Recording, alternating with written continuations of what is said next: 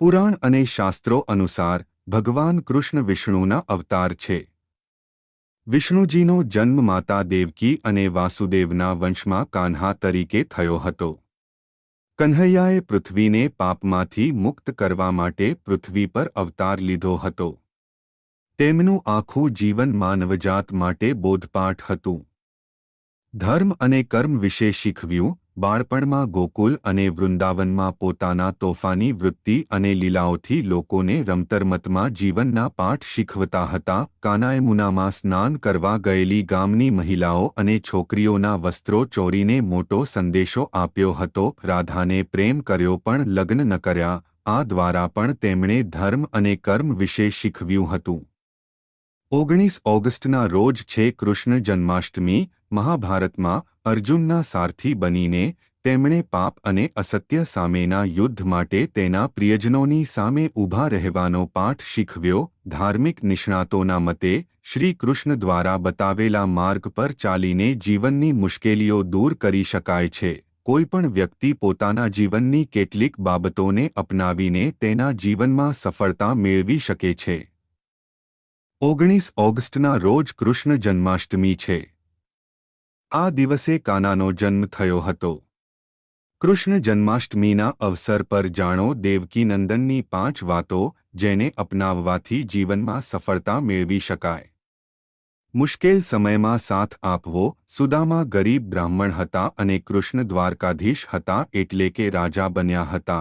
પરંતુ જ્યારે સુદામાને મદદની જરૂર પડી ત્યારે કૃષ્ણે તેમનો સાથ આપ્યો હતો. જ્યારે દ્રૌપદીનું ચીરહરણ કરવામાં આવી રહ્યું હતું ત્યારે ભગવાન કૃષ્ણ તેની મદદ માટે આગળ આવ્યા હતા.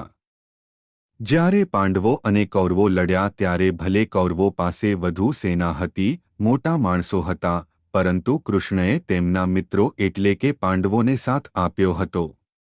જ્યારે પણ કોઈને કૃષ્ણની મદદની જરૂર પડતી ત્યારે કૃષ્ણ હંમેશા તેમની મદદ માટે આગળ આવતા હતા.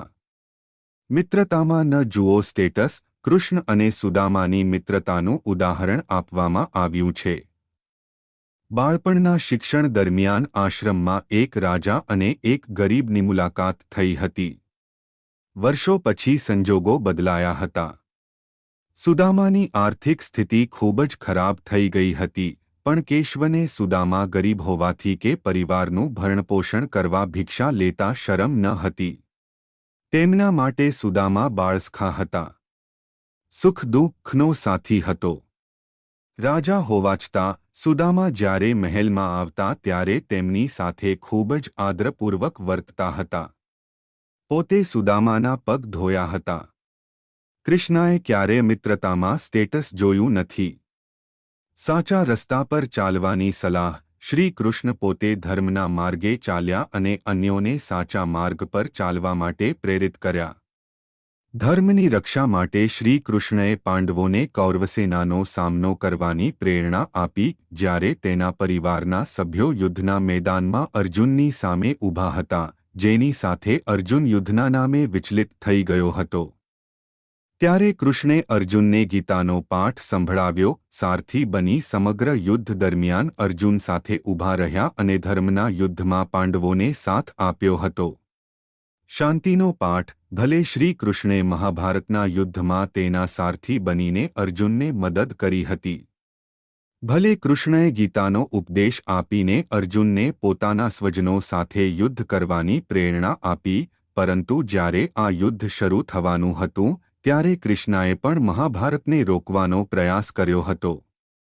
તેઓ પોતે પાંડવોના શાંતિ દૂત તરીકે કૌરવો પાસે ગયા હતા.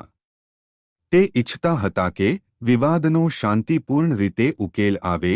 જો કે કૌરવોએ તેમનો પ્રસ્તાવને નકારી કાઢ્યો હતો અને મહાભારતનું યુદ્ધ હજુ પણ થયું હતું. પ્રેમ આધ્યાત્મિક છે. કૃષ્ણ અને રાધાના નામ હંમેશા એકબીજાની સાથે લેવામાં આવે છે. રાધા રાણી કૃષ્ણની પ્રેમિકા હતી, પરંતુ બંનેએ લગ્ન કર્યા ન હતા. કૃષ્ણે તેમના પ્રેમ અને લગ્ન દ્વારા લોકોને સમજાવ્યું કે પ્રેમ એ આત્માનો સંબંધ છે, ભૌતિકતાનો નહીં. રાધા તેમનો આત્મા હતી. રાધા અને કૃષ્ણ એક છે.